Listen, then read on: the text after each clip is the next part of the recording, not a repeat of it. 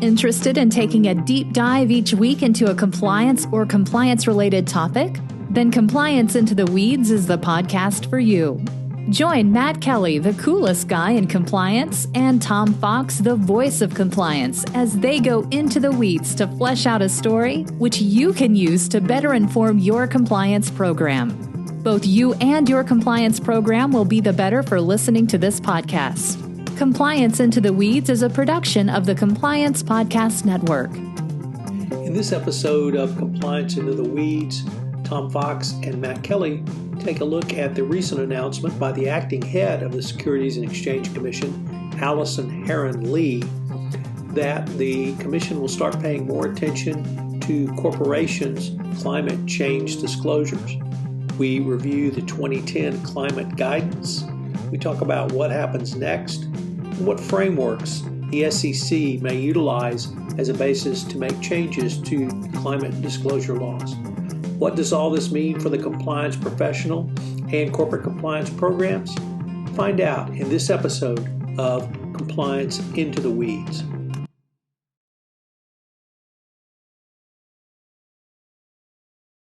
Hello everyone, this is Tom Fox, the voice of compliance, back again with Matt Kelly, the coolest guy in compliance, for another episode of Compliance Into the Weeds. Today we're going to take up a recent announcement by SEC Acting Commissioner Allison Herren about the climate change disclosures and how the SEC is going to start taking a look at those, as we would say, a closer gander at those that companies proffer in their Ks and Qs. Matt, you want to tell us a little bit about the background to this change? Yeah, sure. So this was interesting news that Allison Herren Lee dropped to us all last week. It was just a short statement where basically she said that she had directed SEC staff to start paying close attention to the climate change disclosures that companies are supposed to be making in their corporate financial statements. And this is according to 2010 guidance on climate change disclosures that the SEC had adopted way back then. To the best of my knowledge, we have never seen an enforcement action related to climate change disclosures. We have never seen any comment letters or anything like that. We have never seen anything from the SEC about climate change disclosures up until Acting Chairman Lee put this out, where she specifically said that the staff would be reviewing the extent to which companies address the topics identified in the 2010 guidance to assess compliance with their disclosure obligations. And then later on, she went on to say the staff will use insights from this work to begin updating the 2010 guidance to take into account developments in the last decade. So that is a pretty clear signal to me that the SEC is looking, at the very least, to update that 2010 guidance. We can talk about what that guidance says and what you're supposed to be doing, but there's much discussion and much expectation that the SEC will be adopting enhanced disclosure requirements. Tom, that actually came up today in Washington. The Senate Banking Committee had a nomination hearing for the nominee to run the SEC permanently, Gary Gensler. They talked about this. Acting Chairman Lee is moving ahead on this. There's some other stuff that's happening here. So it's a lot of action that, this is going to be a real deal for the SEC now. I probably should have announced that Matt blogged about this in a blog post entitled SEC Warning Shot on Climate Disclosure. And we're going to link to that in the show notes.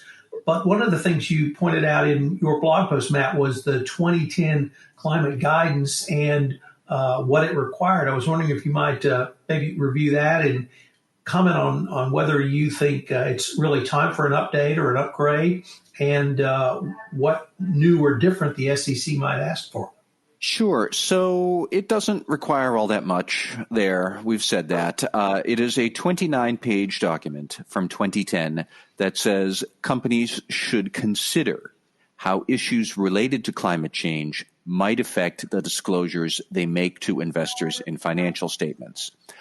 If you can come up with a more vague and mealy-mouthed disclosure directive, please let me know, because this one really, I think, takes the cake. The 2010 guidance did actually flag 4 examples of things you should think about as you're pondering your climate change disclosures.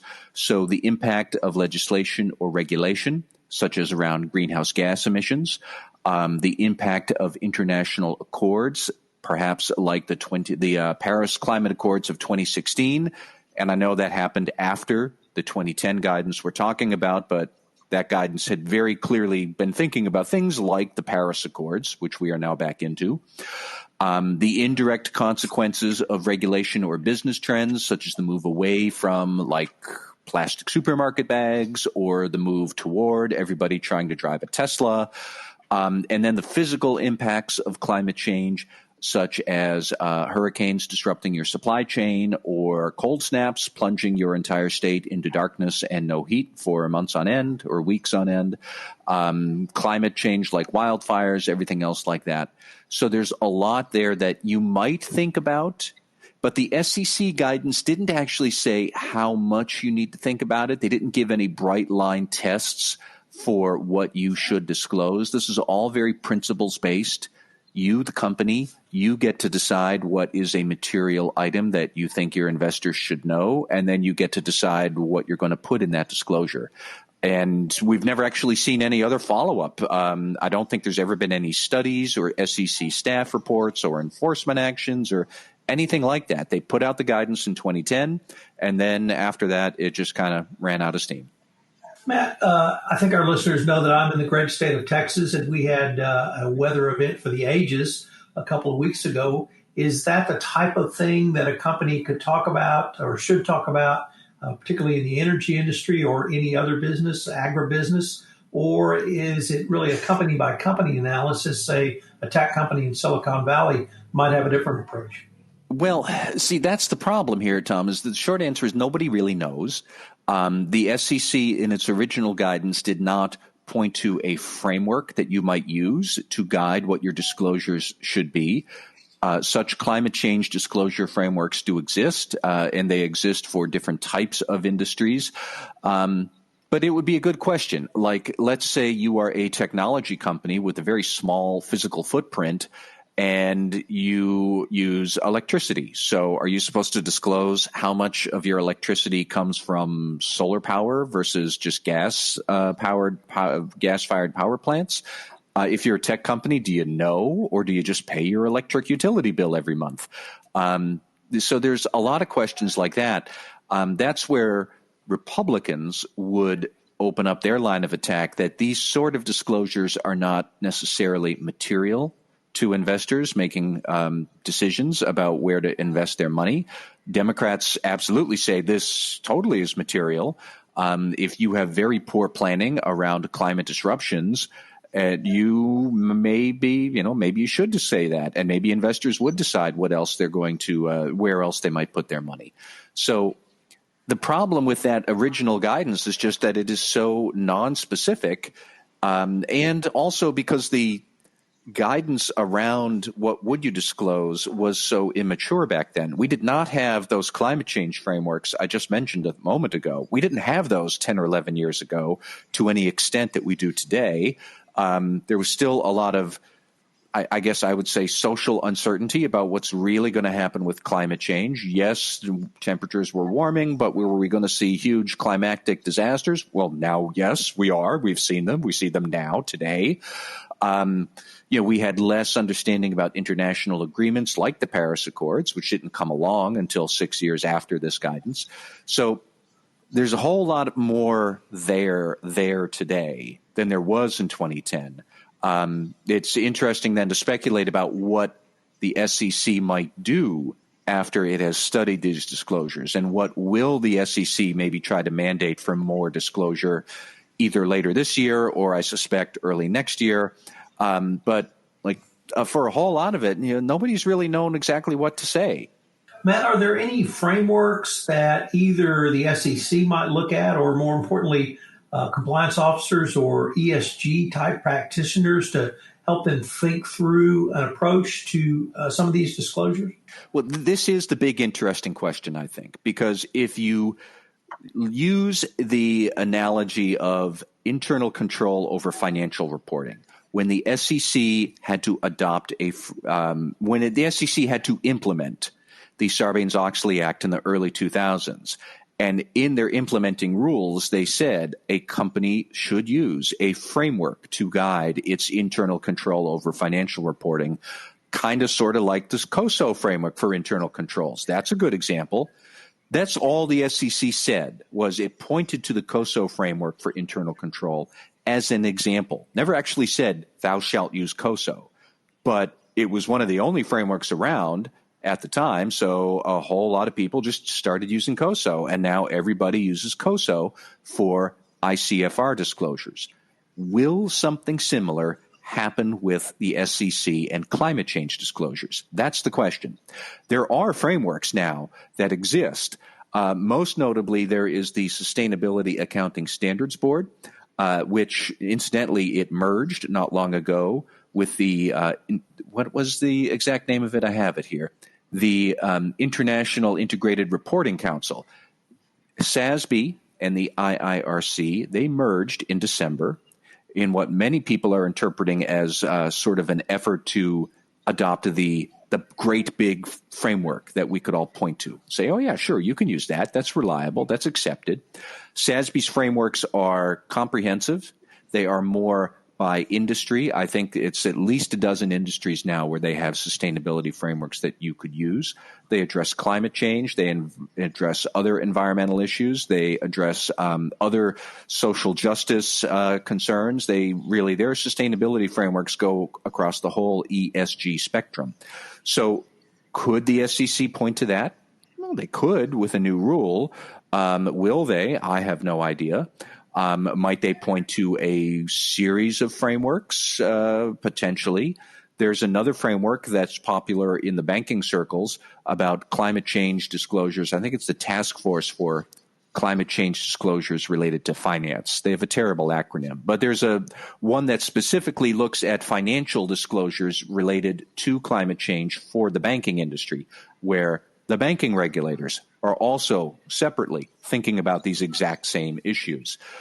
So there's a lot that's going on here, and the big question for compliance officers will be, if the SEC mandates more disclosure, and they point to a framework or a group of frameworks that I could choose from, how do I then take that framework, implement it into my business processes, gather up the necessary data around climate change that I'm supposed to disclose? How do I put it into the 10K or the 10Q? Who's actually in charge of it? Is that me, the compliance officer? Is it the head of environmental health and safety?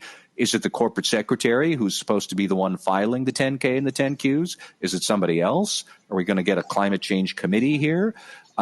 We don't yet know what all of that might look like.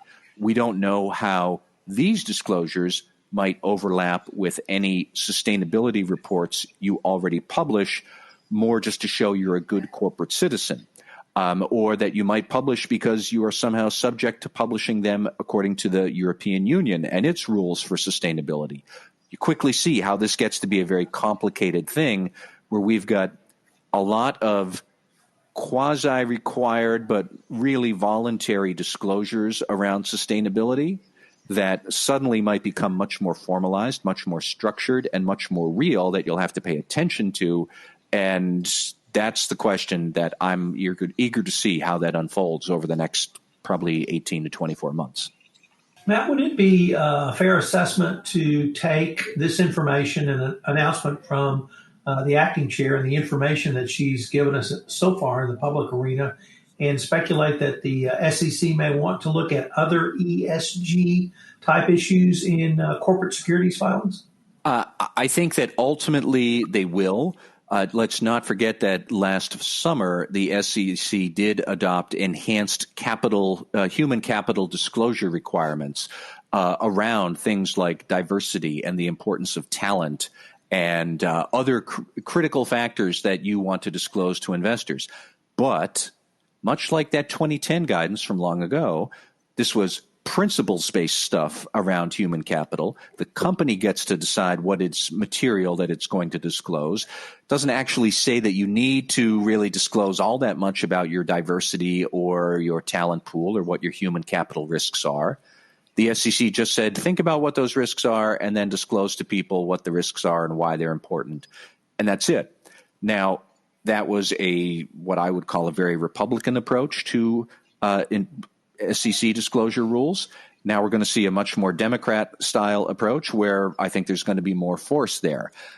Climate change is the easier one to get at because there's a lot that you can measure with climate change disclosures. You can measure your greenhouse gases. You can measure the amount of water that you use in your manufacturing or the amount of recycled products that go into it or anything else like that. There's a lot more ambiguity around quantifiable metrics for the S and the G in the ESG. And Tom, since you brought it up, actually, these questions around broader ESG disclosures did come up today in Gary Gensler's SEC confirmation hearing, where, again, Republicans were zeroing right in on the idea that would the SEC adopt a rule requiring diversity on corporate boards. They picked up on the idea that the NASDAQ stock exchange is already proposing a rule like that, mandating a comply or explain approach to please put diverse candidates on your board or tell us why you're not. And the Republicans are not comfortable with that idea. And they brought up to Gary Gensler, how do you think about disclosure obligations like that or an SEC rule like that? And of course, he's a nominee, so he hedged and he hawed and all of that. But you can see where all of these ESG issues, they're all different components of a larger picture that's being painted.